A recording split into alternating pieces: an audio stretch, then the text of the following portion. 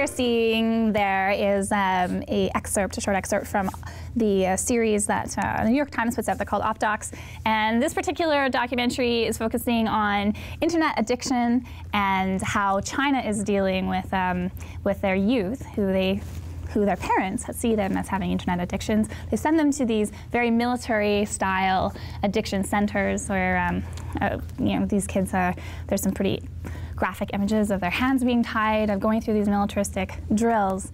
There's a whole lot of questions around it, and even the fact that it's coming out of China obviously gives us a whole other format, really, to talk about culture and the differences of how they deal with internet in general. But I think that there is a really interesting question in there about the internet and whether or not we are addicted as a society, whether or not they're going too far or not. Should we maybe be more concerned about our youth? I just got to say off the top that the word addiction has so many different, I don't know, like there's such a... It bothers you? Well, it bothers me that there's such a big degree. If we look at Philip Seymour Hoffman, who was found with a needle in his arm earlier this week, that's a real addiction, like alcohol addiction. These are things that will destroy your lives and your body and everything else.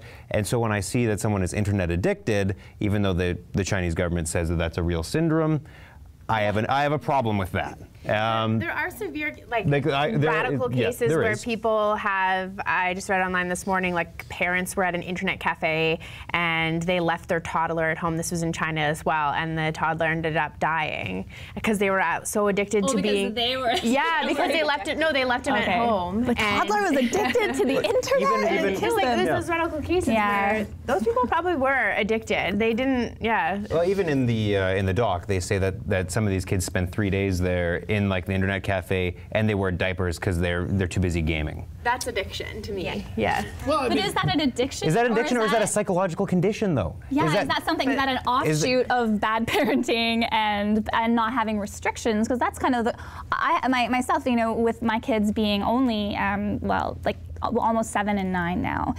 They're already very into their iPods. They want to be on them all the time, and I've had to sort of make up things as I go. I've had to put those parental restrictions on there. I've had to sort of decide what's too long and too short of a time span. Kids need structure, no matter what. No matter how much we want to give our kids everything, kids need structure, and so do adults.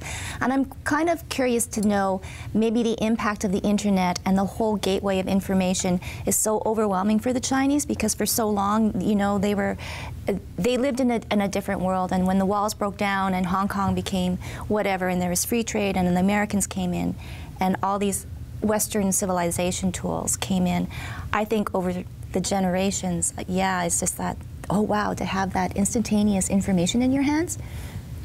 Well, and the government still restricts internet. I know that when the student that I had last year staying with me from China, when she goes back to visit her family, she can't, they have their ways of getting on Facebook, but it's not legal. And I could get into a lot of trouble. Facebook is banned in China, and things to check out. Yeah, well, and I wouldn't say she's addicted, but she's highly dependent on her device, and a lot of that's the only teenage sort of real experiences I have are my international students that stay with me, and I find them very attached to their phones. But I don't know that that's necessarily an Asian culture thing. I think that there are likely a lot of teenagers around us from Winnipeg who are also always on there. Yeah, and it's also that on the internet you can find people that you can talk with, that you connect with, that you can't anywhere else, right? They exist well outside your social circle, but you go on at an internet cafe and you start playing a game, and you really like the game, and then you find thousands of other people that really like the game, and then you have this massive circle of friends that are almost at some point, maybe to them, more, I don't know, in tune with who they are than their own family. If you look at the doc, and I don't want to talk the entire thing about the doc, but there's a part in the doc where they bring in the parents, and I was like, oh, this is going to be good. But they basically stood up there and they said, well, all your kids are lonely. You realize that, right? You've kind of left your kids to do their own thing, and they're really lonely. You're bad parents at this point. Which it was kind of harsh, but all these kids were finding love. They're finding something else in the internet. Well, they only just took off the restrictions on one child home, right? You are growing up by yourself, and as obviously as an adolescent, you're looking out for people who understand you, and that if that's the only way to connect, that must amplify the need to be on there. But even here in Canada, we have this need to be connected that way. Well, it's growing, and I'll have to say though that the Asian culture is different than our culture.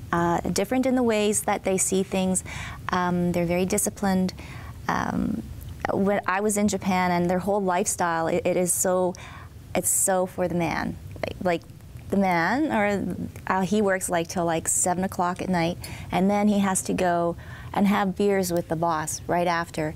And they have beer, and they have their udon, their soup, and they talk and everything, and then he heads out on the bullet train, and he probably doesn't get home until about 11:30 at night, and his wife makes dinner for him. So if you can imagine if you had kids then too, she works too as well, so I mean, the kids would be alone, you know, right, like since after school, if they come home at 3, they would be alone for like, you know, at least 3 or 4 hours, and then it's like bedtime. The thing is, we have kids here that are alone, right? We have kids here that are alone, which then turn to the internet or they turn to their phones. I think it actually, to be honest, I kind of think as the Asian society tends to be very ahead of us in a lot of ways, especially technology-wise. Maybe this is something we're seeing coming around the corner. Like, look at how many kids are on the phone constantly. Yeah, like I really do. I mean, I saw a meme the other day that has like kids in like the 90s and they're all hanging out and like pushing each other. It looks like the cover of like Degrassi High or something. It shows like 1990s hangout and then 2012 hangouts, and it's 5 kids on their phone not talking at all. But we can't just point the finger at the kids because, well, I agree with Rudy when you say like I don't want to throw the word addiction out there, but when I see people playing Candy Crush, camera girl Melissa Ward over there, she cannot put that phone down. And like I'll walk into her office at random parts of the day, and she is like hunched over. And I know so many people were like Candy Crush, just that particular game. Like people are obsessed over it, and maybe adults too. I mean, maybe it is obsessed because Blair Miles was obsessed with MSN Messenger.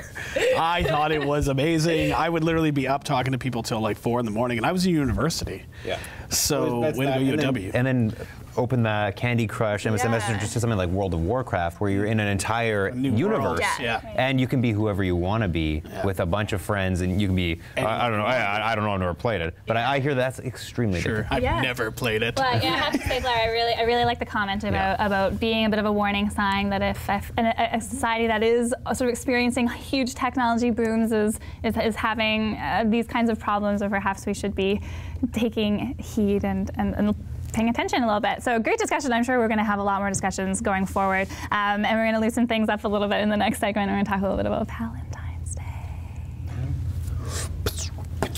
Oh, the love. I don't know what that was.